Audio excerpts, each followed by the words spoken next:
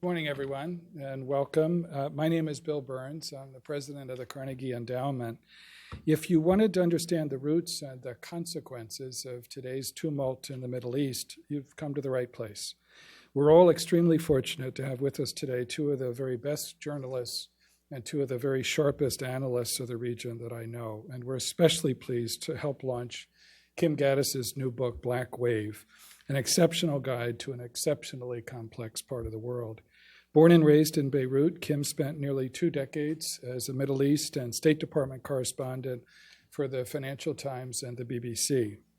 No stranger to political instability or long flights, Kim has reported from nearly every country in the region and crisscrossed the world with Secretaries of State Rice, Clinton, and Kerry. Kim's previous book, the New York Times bestseller, The Secretary, explored the Middle East through the lens of U.S. diplomacy and power. In The Black Wave, she provides an inverse angle, providing a range of perspectives from the region about where and how things went wrong in this land of unintended consequences. It offers a fascinating story and artfully interwoven narratives, taking a thoughtful look at the history of Saudi-Iranian rivalry and all of the fallout that has been left in its wake. Only someone of Kim's extraordinary gifts, experience, and expertise could paint a picture as vivid, as nuanced, or as gripping as what she has produced in Black Wave. It's a captivating read that somehow manages to be both intimate in its storytelling and expansive in its scope, spanning beach towns in Lebanon, seminaries in Iran, protest camps in Tahrir Square, and the battlefields of Aleppo. Like Kim, David Ignatius has also reported extensively from the far reaches of the Middle East and from the deepest corridors of power. Few people have as perceptive and authoritative a sense of American foreign policy and its key players. His eloquent and insightful columns drive and shape public debate, and they also keep policymakers honest and wider discussion about policy grounded in reality, which sometimes seems like a novel thought in this era. If you haven't already purchased a copy or 3 of Kim's book, you'll have the opportunity to do so and to get it signed after today's program. Those thanks again for coming today, and please join me in a very warm welcome for Kim Ghattas and David Ignatius. Thank you, Bill.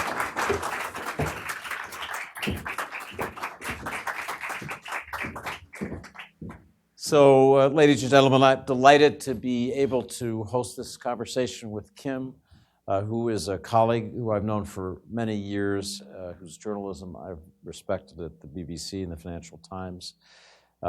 She has a magical name for me because, as I told her, I think when I first met you, in 1982, during the Israeli siege of Beirut, the only telex machine that was working in West Beirut, or at least at the Commodore Hotel where the journalists were, had the telex address Ghattas. And I've always thought, wow, that was power. Kim, What propelled me to Washington, I guess. Well, you have had such an outstanding career that you could say that you achieved escape velocity from the world of Lebanon and the Middle East and covering all those enormously difficult issues.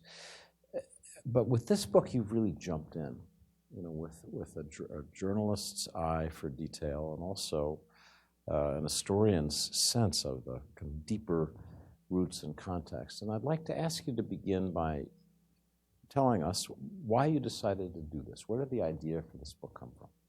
David, thank you so much for agreeing to this conversation. You were one of my inspirations as a journalist. In Beirut, when I first met you, I was in awe of this Washington Post journalist that I was able to interview in Beirut. And here I am sitting next to you on the stage at Carnegie. Thank you to everyone at Carnegie for having me. So I wanted to just start by saying that. The book started to percolate in my head in 2014 when ISIS was on the rise, taking over large swathes of land in Iraq and Syria. And what was particularly striking about that episode was the wanton destruction of culture, of artifacts, of museums, the burning of libraries, this sort of desire to burn the past so that they could control the future.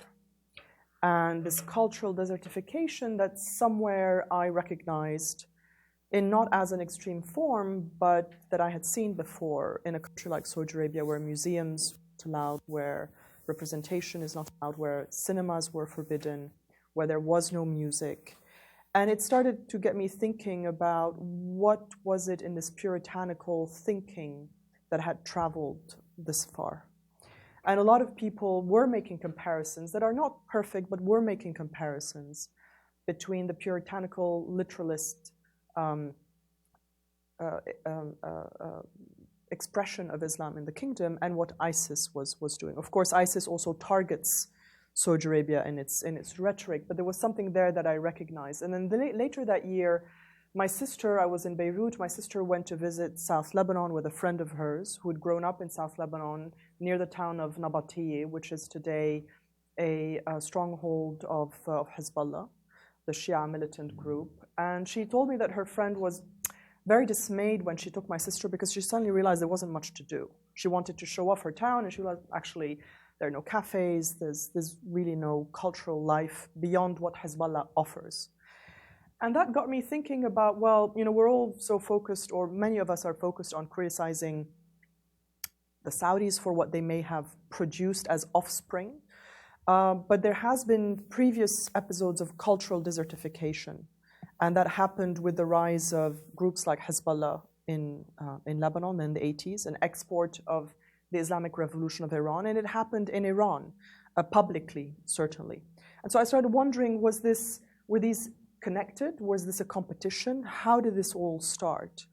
And why this assault on culture? And how did it change us over those decades? And that brought me to the year 1979, where I found that it was the starting point of this rivalry between Saudi Arabia and Iran on various fronts, geopolitical, but also religious and cultural.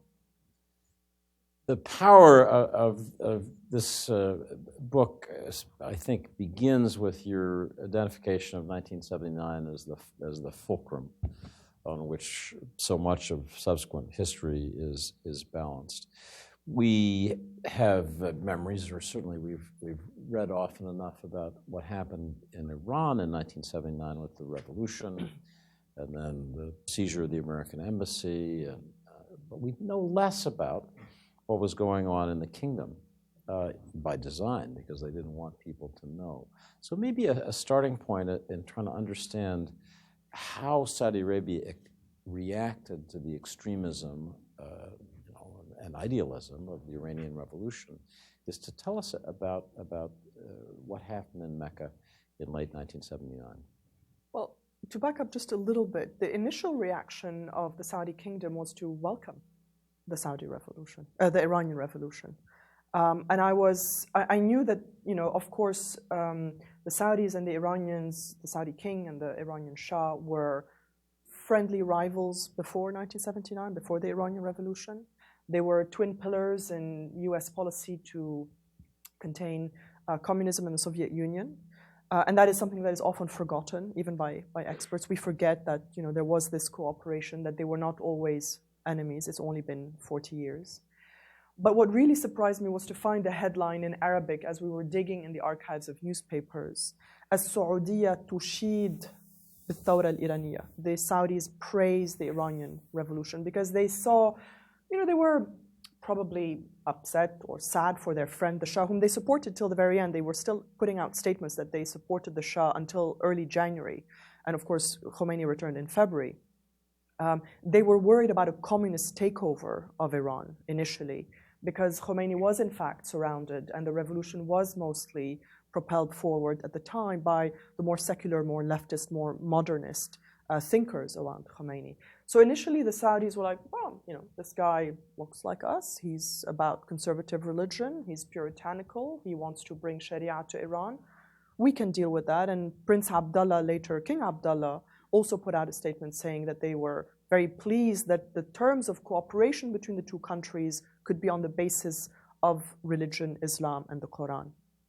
They hadn't read some of Khomeini's other writings, and then they realized that they were in for a big surprise. But what happened in the kingdom was the siege of the Holy Mosque of Mecca in November of that year, when Saudi zealots, who there's no evidence that they were inspired by what happened in Iran, but I think the Iranian Revolution was rippling out to Sunni countries. People were inspired all the way in Egypt and in Pakistan by what someone like Khomeini had achieved. And so what you have in Saudi Arabia is a 2-week siege of the Mosque of Mecca by Saudi zealots, some of whom had been groomed by the leading clerics of the establishment in Saudi Arabia, including the man who would later become the Mufti of Saudi Arabia, Abdulaziz bin Baz. And they lay siege to the Holy Mosque because their calls are for a much more conservative application of the religious law, even more conservative than the kingdom already is. They oppose the presence of Westerners in the country on, holy soil in the peninsula, and the kingdom finds itself undermined in its leadership role of the Muslim world and its custodianship of the 2 holy sites of Saudi Arabia, and questions are raised around the Arab world, including coming from Egypt and Al-Azhar, about this failure. The reaction is, instead of the Saudis deciding that they should temper the ardors of such zealots, of course the siege ends with a lot of deaths and most of the protagonists are killed or put to death, but their ideas are taken on by the clerics and the Saudi royal family because they want to protect their throne. They don't want to face more threats from people like that, and from the clerics, who find this to be the opportunity for them to push their agenda even more forward in the kingdom for an even more conservative application of Islamic law. This character that you mentioned, Abdulaziz bin Baz, figures through many parts of your narrative.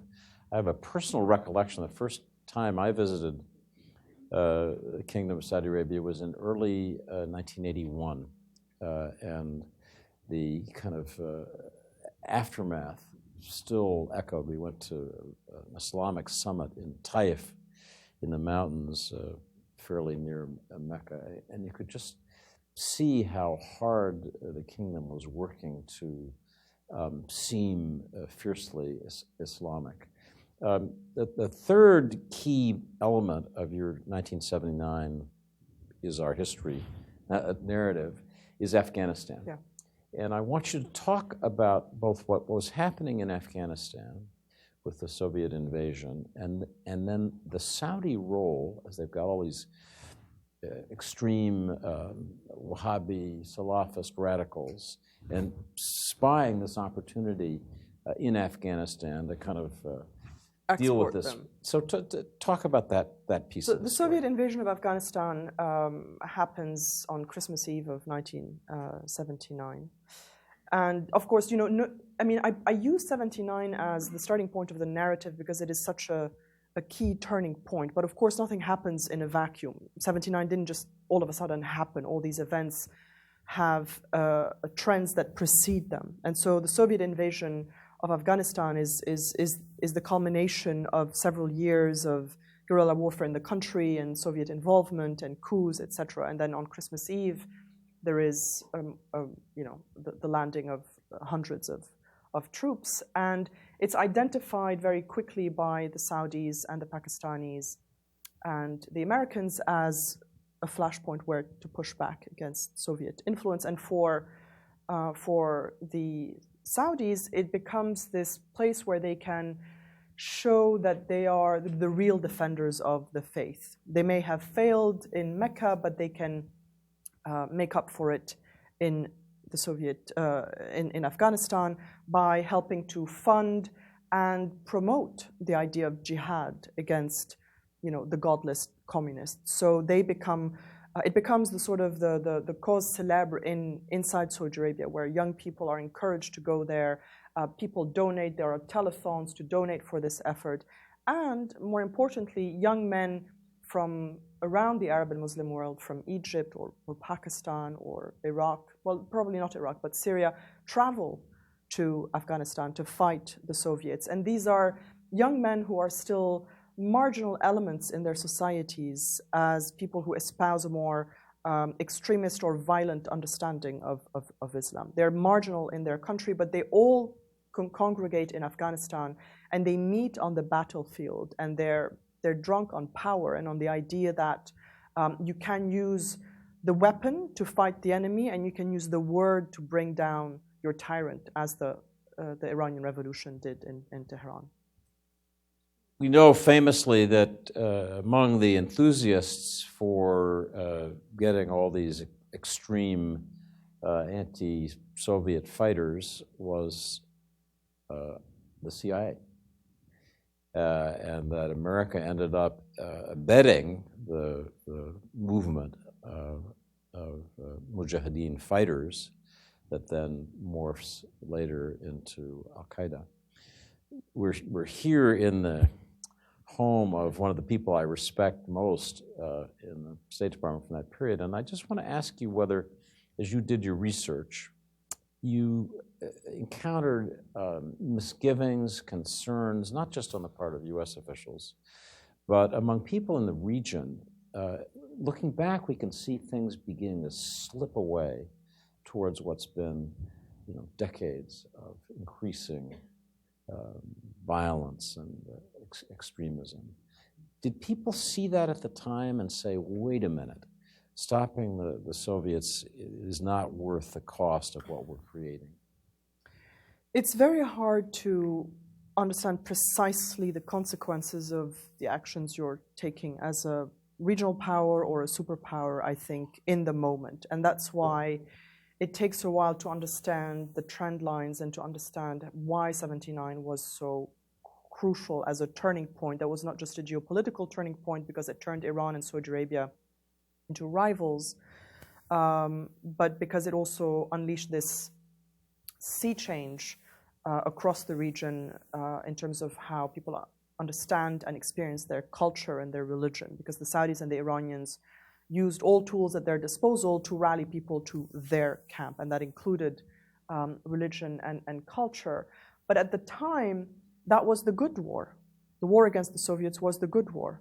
And so everyone was let's say, a happy participant, including Zia al-Haq, who thought this was his chance to consolidate his position at home as a dictator who was initially not very loved and not necessarily backed by anyone forcefully, but he became essential to the battle in Afghanistan against the Soviets.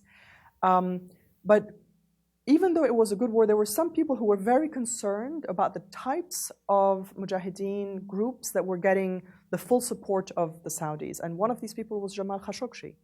Jamal Khashoggi was a reporter at the time. He was in Peshawar. There's a section in the book that tells the story of how Peshawar becomes this petri dish of hatred in the 80s. And Jamal Khashoggi is there as a journalist, and he's very concerned about the fact that the groups that are getting the most funding and the most support are those groups that espouse the most radical thinking. And he thinks, and a lot of people agreed at the time, and looking back now, you can see where some of these mistakes were made. They were not necessarily representative of what the majority of Afghans who opposed Soviet occupation would have wanted. But they were the chosen ones by the Saudis. They got preferential treatment, they got more funding, they got more support from the Saudi clerics, including bin Baz. Just again, a footnote for me, after my colleague Jamal's murder, I was trying to draw an account of his life, and I talked to a friend of his named Barnett Rubin, probably our leading American expert on Afghanistan. And Barney remembered meeting Jamal. He'd gone to the kingdom in, I think it was 1981, but Jamal was just back from a trip to Afghanistan where he dressed up in Mujahideen clothes and was wearing RPG, rockets and this and that. And anyway, he was pretty out there, and he meets Barney Rubin for the first time, and he begins denouncing then Governor of Riyadh, Prince Salman, now King Salman, for supporting these Salafist extremists. And Barney remembers, like, he'd never met me before. What on very earth was he? Yeah. What is he Jamal was always very candid. Telling this American, but your point that he was critical and worried, and a rare person who was willing to say so. And there was talk of supporting different kind of leadership for the Mujahideen. One of them was named Ghani, and he had a more Sufi leaning in his approach to Islam. He was more representative. He was much more popular inside Afghanistan than the ones who ended up being chosen. But clerics like Abdulaziz bin Baz, put a foot down, as I understood from Saudi friends, and said, we're not having that. That's not who we want. I want to ask you about one more fascinating moment in 1979 that still haunts many people and is one of the what-if moments when we think of this narrative. And that is the disappearance, and then we later learned the death, of a charismatic Lebanese cleric named Musa Sadr. Just tell us briefly that story, because I'll bet many people don't know it, and it's fascinating. It is an incredible story. It is a what-if moment. It actually takes place just before 1979, in 1978. Musa Sadr was a very popular, charismatic Shia cleric from Iran who had come to Lebanon. His forefathers were originally from Lebanon, but had emigrated to Iran back in the 17th century, around then, or before. But Musa Sadr had come back to Lebanon to lead the Shia community, give them a voice, because they were the downtrodden of the country. And he was an advocate for more rights, more representation, more equality for the Shia community in Lebanon. He was very secular, actually, in his outlook as well. He was not a man who thought that religion should rule in politics. And he preached in churches and gave lectures at Christian universities just as much as he went to mosques or supported the rights of Shias in the country. He was beloved across Lebanon by a lot of people. And he was seen as a leader who could rise also potentially perhaps in a country like Iran, as the Shah came under fire and was in trouble, and the uprising there, the revolution was accelerating. There was some contact between the Shah and Musa Sadr. And Musa Sadr warned the Shah about Khomeini and his thinking. And there's this line that is really incredible that's been that I relay in my book, that was in a different book, The Fall of Heaven, where Musa Sadr warns the Shah that Khomeini's writing is the juice of a sick mind. He realized that there was real danger there for tyrannical theocracy if this man should ever get a hold on power. Musa Sadr travels to Libya in August of '78 and disappears there with his companions, never to be seen again. And we later learn that close acolyte of Khomeini, Ayatollah Beheshti, and Yasser Arafat, chairman of the PLO, and we can get to that aspect of the story if you want, David, were in connivance with Muammar Gaddafi to make Musa Sadr disappear. Because somebody like Beheshti understood the threat that someone like Musa Sadr posed for Khomeini, either because he could find a compromise, either because Musa Sadr could find a compromise with the Shah to try to appease the anger on the street and put forward a new form of government. There was some talk maybe even that he could become prime minister of Iran under the Shah, and that would bring moderate religion to power. Or perhaps Khomeini or his acolytes thought that Musa Sadr could rise in the post-Shah period and challenge Khomeini's role, because he wanted more than he said he wanted. And so Musa Sadr disappears in Libya in 1978, never to be seen again. And at the same time, almost within 2 days, another what if, Saddam Hussein, vice president of Iraq, calls the Shah and says, this guy Khomeini sitting in Najaf, he's becoming a bit of a nuisance, rabble-rouser. He's also causing trouble within Iraq now. My own Shia community is starting to listen to him. What if we just get rid of him? And the Shah says no. The Shah doesn't want to go that route. There probably would have been other consequences had he said yes, turn Ayatollah Khomeini into a martyr. But those two moments where Musa Sadr dies and Khomeini lives is really one of those incredible what-ifs moment in history. So in your book, the whirlwind begins to spin faster and faster. The intensity of the rivalry between Saudi Arabia and Iran increases. Saddam becomes the paramount ruler of Iraq in 1979. That's another little moment. But soon we're into the Iran-Iraq war. Saudi Arabia, in effect, is helping to finance Iraq's stand against this Shia revolution. And meanwhile, the Saudis are allowing these very extreme clerics to operate both at home and increasingly in Pakistan and Afghanistan. So just say a few words about that the accelerating process. And again, the question I have when I look back is, did anybody see how dangerous this was and try to stop it? I don't think so.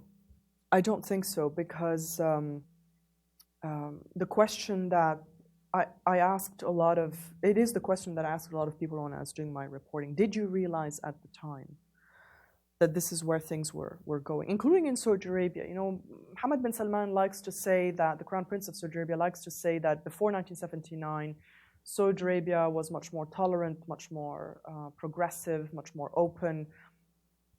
You know, he's right to some extent, particularly if you're speaking about the province of Hijaz, which is on the Red Sea, which is home to Mecca and Medina, which has always been a gateway for pilgrims from around the world to the holy sites, who then settle sometimes in the province. So this sort of coming and going of humanity and of cultures makes the Hijaz much more cosmopolitan.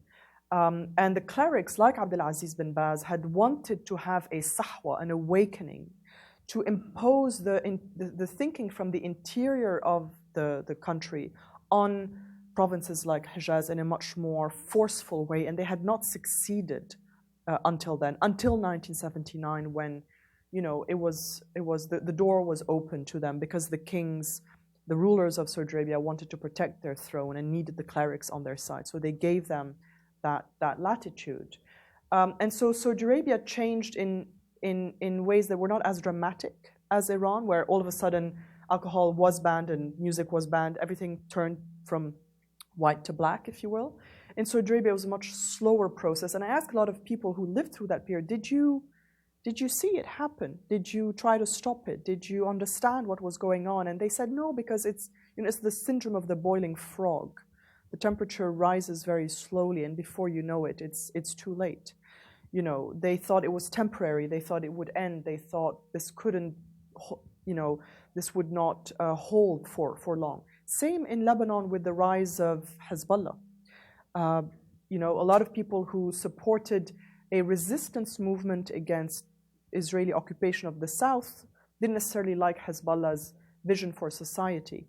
But they thought this is an aberration, and once the civil war is over and once the Israelis withdraw, Hezbollah will cease to exist. It will no longer be there. But Hezbollah stayed and remains a very powerful political force in the country. So I think that when you're in the thick of it, it's hard to really understand the trend lines.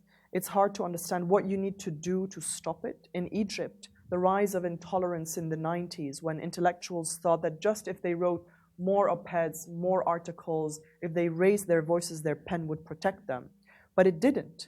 It didn't. And that retreat and the transformation of Egyptian society is also tremendous, which is why I think that, or I hope that, my book helps piece together all those pieces of the puzzle to sort of understand exactly how it started and why we got to where we are today and where are the key turning points. And perhaps that also helps us in the region, but also for policymakers, to find the moments that were key, that some of them that can be undone, or where the roadmap is to try to retrace some of our steps. That's one reason that reviewers have been so positive about this book. And if you've looked at the New York Times, the Wall Street Journal, other places, you've seen the really glowing reviews, is that you've offered a theory of the case. You've offered an account of how this broken Middle East we're living with, how the modern destruction began, and I think that's the power of the book, and I'd urge people to read it with that in mind. I want to ask you, because we have only less than 10 minutes left to go before we turn it to the audience for your questions, to talk a little bit about the future of the Black Wave, as you characterize this history. And I'm going to focus on the two countries that are the central protagonists, Saudi Arabia and Iran. So first, Saudi Arabia. You mentioned MBS in Saudi Arabia. And I can remember a dinner with him in Riyadh, probably in 2017, before it was as obvious as it became after he arrested everybody at the Ritz-Carlton, that he was really an autocrat. And he said the basic narrative that you described, that Saudi Arabia was not friendly to extreme versions of Wahhabism until 1979 and its reaction internally to the Iranian Revolution, where we began to change. And then he turned to me and said, "That era is over." And his aides all went, Your Royal Highness, don't say that. And I said to MBS, well, that's the one thing you should say. I mean, that's, for goodness sakes, don't try to make that off the record. So he said, okay. So you'll find it, but that was his claim, that this era that you're describing, ever more regressive attempts to, devil's bargain with the ulama, the religious leaders, that era is over. So he began moving to abolish the religious police, the mutawin. He began to change some cultural norms. So what we learned with the murder of Khashoggi is that he was, if a modernizer, a modernizing autocrat. He wasn't all that different from Saddam Hussein, who also was a quote, modernizer. I'd be very interested in your thoughts about where Saudi Arabia is in terms of the cultural changes that he's tried to encourage. Do you think they're popular? Do you think there's going to be a backlash? Do you think young Saudis are so enthusiastic about these changes that they have real momentum? And do you draw any hope from that, not from MBS the person, but from this phenomenon of cultural change? I do think that the Black Wave is receding generally in the region. I do think that young people don't want to be hostage anymore to the ghosts of 1979. Black Wave, the title came from Youssef Chahine, the movie director in Egypt, who said that there had been a black wave coming from Saudi Arabia and from the Gulf generally to cover women in black with the abaya and the niqab in Egypt. Similarly, we had the rise of and the spread of the Iranian-style Shia chador in places like Lebanon. I think it's too easy for Mohammed bin Salman to say that they reacted to Iran and that before 1979, everything was fine in the kingdom. It wasn't. There was progress. It was a slow march towards more opening up. There was more education for girls. There was television. There were women on television without the veil. There were a small number of cinemas in cities like Jeddah, but it was a conservative kingdom. And the clerics, like Abdulaziz bin Baz, could call Prince Nayef, Minister of Interior, before 1979, and say, you need to ban Western women from walking around with a cross showing. You need to ban foosball. You need to ban this and this and that. And they responded. The royals responded to these calls before 1979. Their efforts to encourage Pakistan to Islamize its constitution and its laws started before 1979. So Saudi Arabia was already trying to export its way of thinking when it comes to religion before 1979. So it's too easy to just blame Iran. But it's true that there was a reaction in the Sunni world to what had happened inside the country, inside Iran. And that's something that isn't looked at often enough. When you read about the Iranian Revolution, you read about it mostly in terms of Iran and how it rippled out to Shia communities, but you don't look often at how it rippled out to the Sunni world and how it inspired some people, including in Egypt. The assassins of President Sadat were hoping that they too could bring about an Islamic revolution in the country and succeed the same way that Khomeini had succeeded.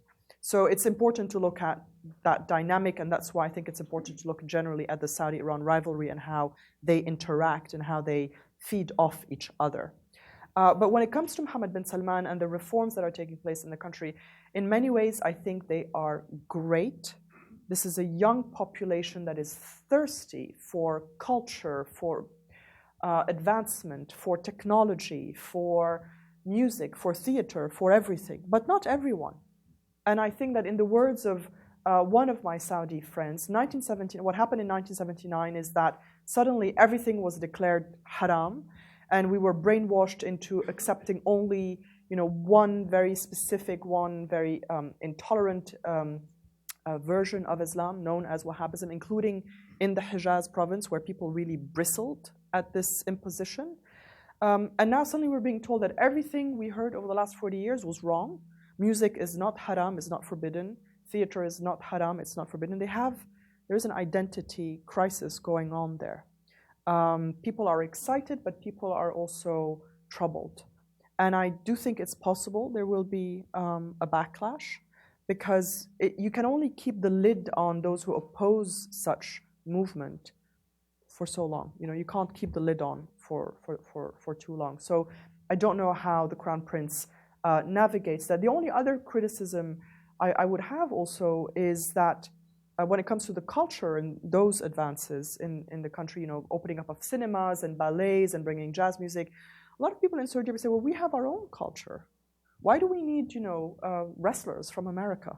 Why do we need DJs from America? We have our own culture. Why are we importing all of this? And in a way, he's doing precisely what the Shah was doing back in the day when he was sort of imposing Western culture, Western values, Western systems, and that did not go well. The last thing I will say is that it's fine to reform.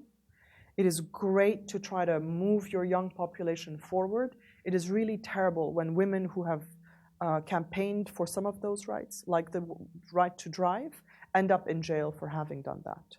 I think that's, there is something there. There is a reputational cost that is great, not to mention our colleague, our friend Jamal Khashoggi. And let me ask you briefly, finally, about Iran. If the black wave is receding some in the Sunni world, as you said, it seems to be receding as well in Iran. It's striking how broadly based the protests in Iran are, that there seemed to be spontaneous rage after the killing of Soleimani led to this terrible disaster of shooting down the Ukrainian plane. Young people in the streets, chanting against the supreme leader. The movement of women, both in Saudi Arabia and Iran, is astonishing. This woman, Masih Alinejad, who has a character in the book also. Wind in My Hair is the name of her movement, telling women to take off their veils. Feel the wind in your hair. Be free. It's powerful. So I just want to ask you just to close with your own thoughts about where Iran is going. Terribly repressive regime still, obviously. But what's your sense of whether change is ahead in Iran? I think Iran is going through a period of continued protests now. There doesn't seem to be a beginning and an end to each protest movement. So you had 2009, and that was put down. And then since 2017, you have recurrent moments of protest, 2017, 2018, 2019, now again at the beginning of this year. It's an ongoing thing, but as some of my Carnegie colleagues who are much better experts on Iran than me will tell you, is that there is no indication that the regime is about to either fall or give up or reform. So I think we're still going to deal with this current form of Iranian government for a while. But again, I don't want to sound like I'm, like I don't want to give precise answers or like it's a cop-out, but I really think that sometimes we don't know when the key turning point happens, because in 1978, no one identified that this was really the beginning of the end of the Shah, when there was this one moment where the Rex cinema was burned down in Tehran that really galvanized the opposition against the Shah and made it possible. And then other elements come into place, like Musa Sadr disappearing, like Saddam Hussein telling the Shah, should we get rid of Khomeini or not? And the Shah says no. All of these different elements make for the constellation, the puzzle that makes a certain event happen. And so a lot of people looked at the protests after the downing of the Ukrainian plane earlier this year, after the killing of Qasem Soleimani. 170 people died, and a lot of people wondered whether this was the Rex cinema moment for Iran and for this leadership. What I can say is that young people across the region are protesting, continue to protest, and increasingly they're specifically protesting in countries like Iraq and Lebanon. They're protesting Iran's stranglehold on their country's politics and resources. And I think that is a huge challenge for Iran, because Iran doesn't just want to be a powerful country. It has ambitions in other countries. It tries to export the revolution. It has militias in Iraq. It has militias in Syria. It has Hezbollah in Lebanon, its foothold on the Mediterranean. I don't see that power waning for now, but I think the challenge is going to continue and is going to be increasingly strong. Unfortunately, the Iranians, do not hesitate to use force to put those protests down, whether it's in their own country or Iraq or Lebanon. Superb. I'm going to turn to the audience. Please identify yourselves briefly. Keep your questions short. Please make them questions. Yes, sir. And there's a mic runner who's going to come and give you a mic.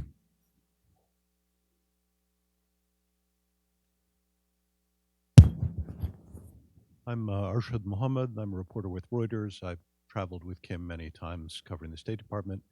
Two short questions. One, what are your documentary sources for that conversation between Saddam Hussein and the Shah of Iran? Second, can you talk a little bit about the conservatism, the repression of women in both Saudi Arabia and Iran.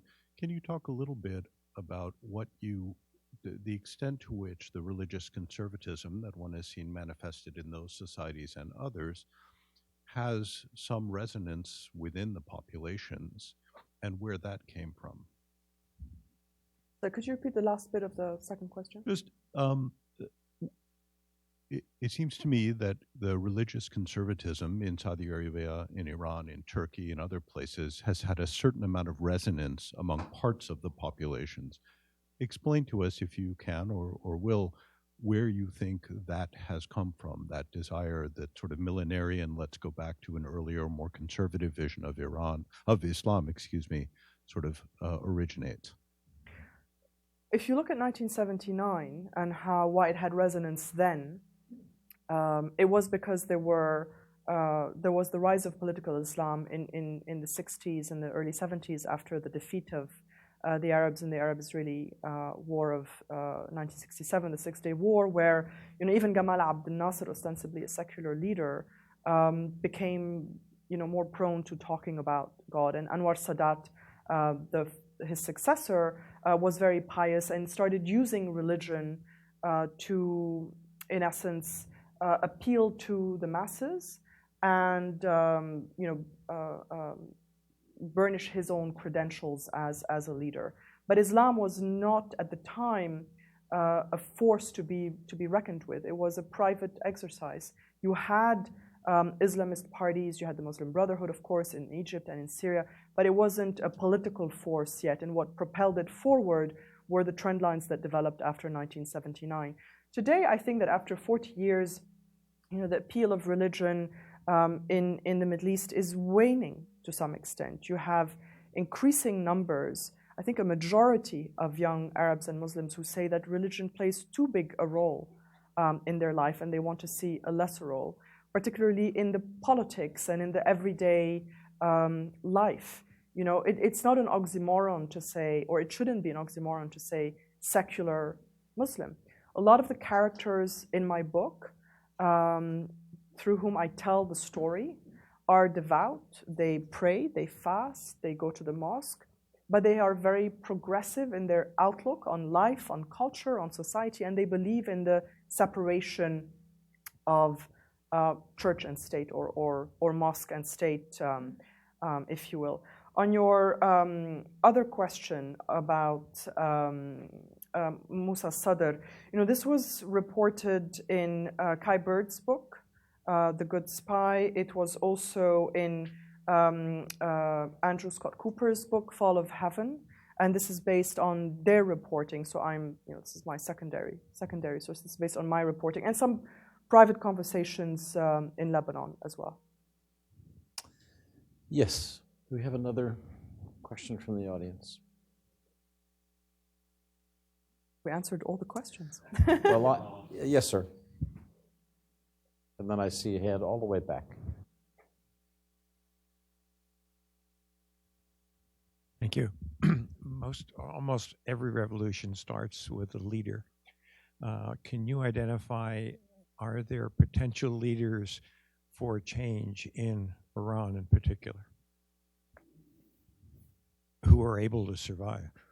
That's the key. That's the key question. Within the country, I don't see any that are able to come forward. But very often you don't see them until the last minute. You know, a lot of people didn't realize at the time that Khomeini would emerge as the ultimate leader of this movement, particularly because he was in exile in Najaf, forgotten, you know, in an alley. He didn't have exposure to international media and so on, even though he was very popular with his followers. But the secular, modernist, leftist, and Islamist modernist activists around them were really at the forefront and thought that they were using him to rally the masses and get people from the mosques out into the street. And it ended up that he was, you know, in essence, using them. And he had often indicated that all he wanted was to retire under an apple tree in Qom, which, you know, ended up not being true. But another what-if moment is when, you know, Khomeini ends up going to Paris for those last 3 months of his exile.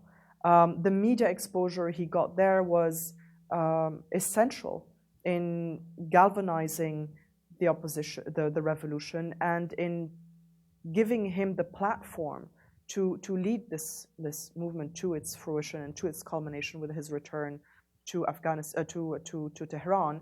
And while doing that, not only did his acolytes push aside people like Musa Sadr, but then within Iran, they're also ruthless in pushing aside other clerics who were a potential challenge to Khomeini. And now you see, I mean, within Iran, you know, so many leaders of the Green Movement are still under house arrest. You know, other potential leaders are in exile. But you really never know until you're in the middle of it and you see these people emerging, you know, who might be a leader at the crucial time. I saw a hand all the way in the back row, I think. Yes, please. You can stand and just identify yourself. Sure. Hi, my name is Amy Shank. I'm from IISS Americas. I have a quick question about kind of moving forward, looking the receding of the Black Wave. If you foresee any future collaboration or de-escalation efforts between Saudi and Iran, given the current state in which security issues are arising, not necessarily nuclear, but specific, well, JCPOA in the context of the JCPOA, but also missile and cyber defense between Saudi Arabia and Iran moving forward. If you foresee with this Black Wave receding any future collaboration or conversation between the two nations. I think there are a lot of efforts for de-escalation whenever there is a rise in tension. You know, after the attack against the oil facilities in Abqaiq in Saudi Arabia in September of last year, there was a move towards indirect talks between the Saudis and the Iranians through the Iraqis and the Pakistanis. So no one really wants a full-out war, and the Saudis are worried that although President Trump says he's their ally, he doesn't necessarily put his money where his mouth is. So there was a lot of heat, a lot of rhetoric after that attack in September, but there was not a lot of fire, if you will. There was not a lot of tangible reassurance for the Saudis. There was no action. Eventually, the Americans did send more troops to the region, but the Saudis feel a little bit worried, I would say, which is why they're looking for ways to de-escalate. And the same calls for de-escalation also happened after Qasem Soleimani was killed, because the Saudis again didn't want to go to full-on war. I think it's important to remember that the Saudis and the Iranians have often found their way to détente and rapprochement in the past, so it's not impossible going forward. In the 90s, there was flourishing relationship between Khatami and the King of Saudi Arabia. They exchanged visits. There were security cooperation agreements. What I think makes it difficult now is that Mohammed bin Salman is not necessarily in a compromising mood, and he also doesn't trust the Iranians. He doesn't trust that détente is used by the Iranians for positive outcomes. He feels, and I think he's probably right, that the Iranians use those moments of détente to solidify their position while they're giving all the nice talks and the nice smiles. They solidify their position on the ground in the region, and Mohammed bin Salman feels that the Saudis have been had several times by the Iranians like that. Yes, sir.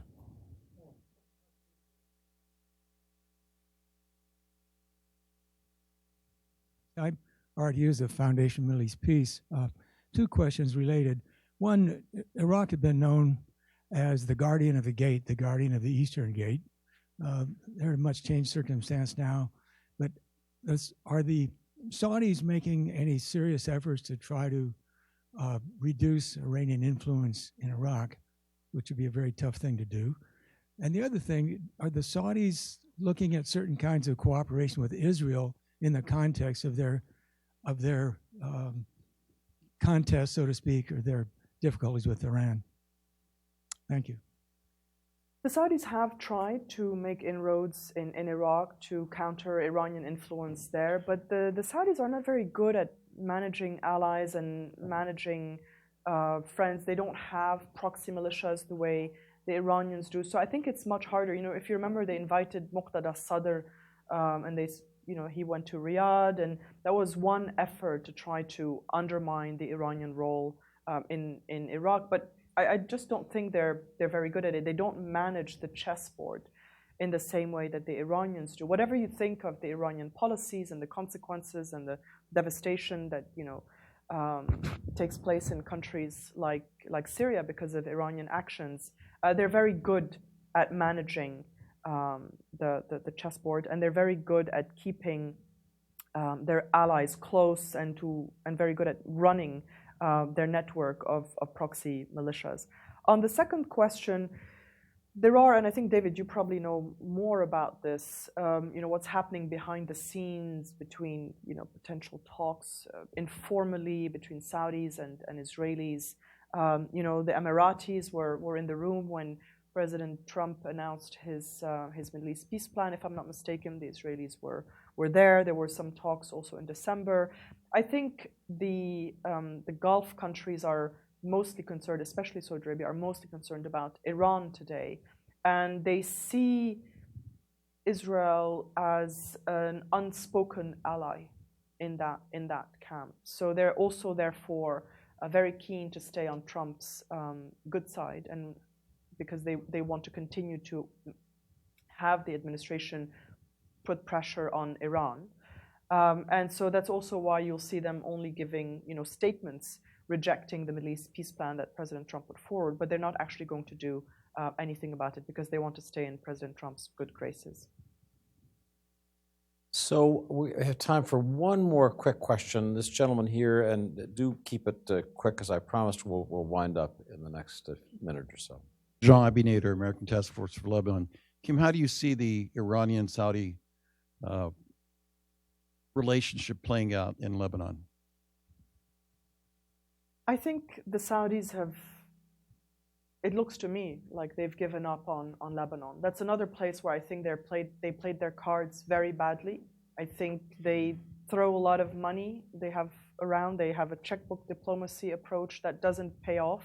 And then they get very frustrated when their allies don't do what is expected of them. The difference between Iran and Saudi Arabia is that groups like Hezbollah or groups like the militias in Iraq really answer to the supreme leader. They answer to central command in Iran. Saudi allies aren't run like that. They don't answer to the king necessarily. They may cash a check and they feel some loyalty, but they don't answer to that hierarchy in the same way. And I think that the episode where Saad Hariri was forcibly invited to the kingdom in November of 2017 was very damaging to Saudi Arabia's standing in the country, and Hezbollah capitalized on that. And I think that unfortunately for Lebanon, it means that there's going to be continued unrest in the country. We're seeing now the protests in Lebanon that continue even though we have a new cabinet. But it does look like at the moment Iran and its allies and its friends, and they don't include only Hezbollah but also the president, Michel Aoun, have the upper hand. And it's a little bit unclear to me what the Saudis' next move is in Lebanon. So with apologies to others who may have questions, I want to bring this to a close, invite everyone to purchase a copy of Kim's superb book, and she's going to be signing books. They're 30% off. You can buy one as a gift for a friend. And also ask everybody to join me in thanking Kim for such a good presentation.